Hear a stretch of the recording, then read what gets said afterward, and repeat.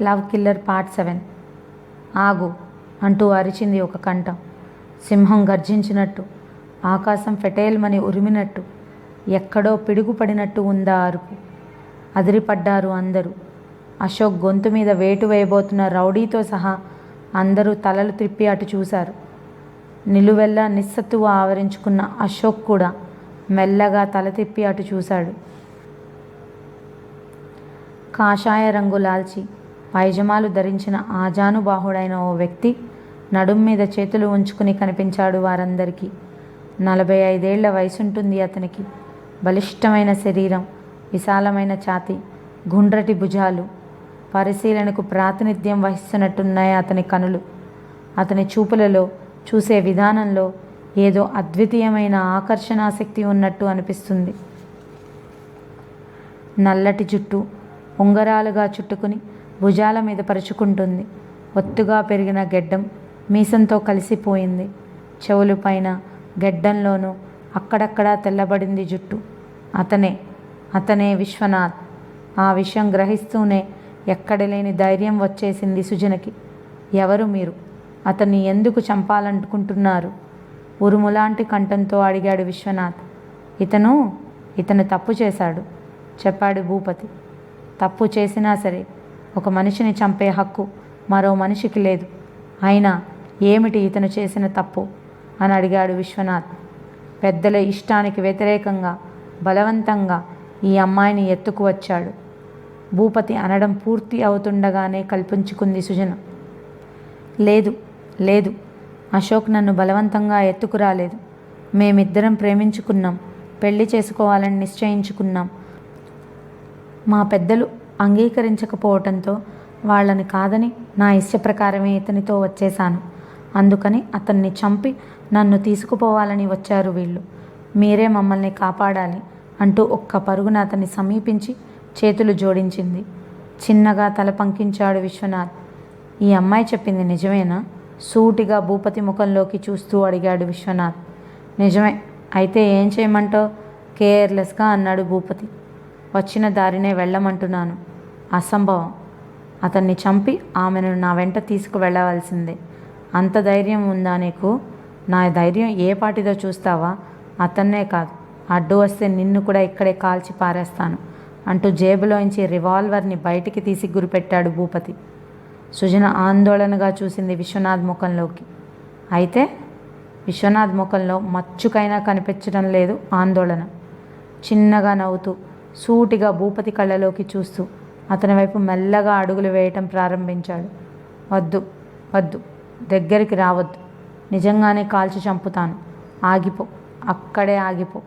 విశ్వనాథ్ చూపులలోని తీక్షణతకు తట్టుకోలేక అవస్థపడుతూ అరిచాడు భూపతి.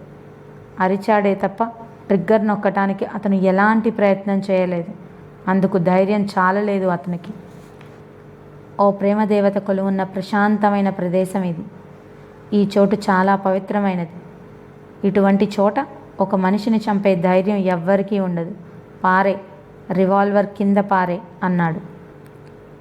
అతని గొంతులో ధ్వనించిన గాంభీర్యతకు గజగజ వణుకుతూ తనకు తెలియకుండానే రివాల్వర్ని వదిలేశాడు భూపతి. ఇదిగో పెద్దాయన, నువ్వెవరివో గాని నిప్పుతో చెలగాటం ఆడుతున్నావు. ఆ కుర్రాన్ని చంపమని చెప్పిన ఆమె సామాన్యురాలు కాదు అన్నాడు. ఆమె ఎలాంటిదైనా నాకు అనవసరం.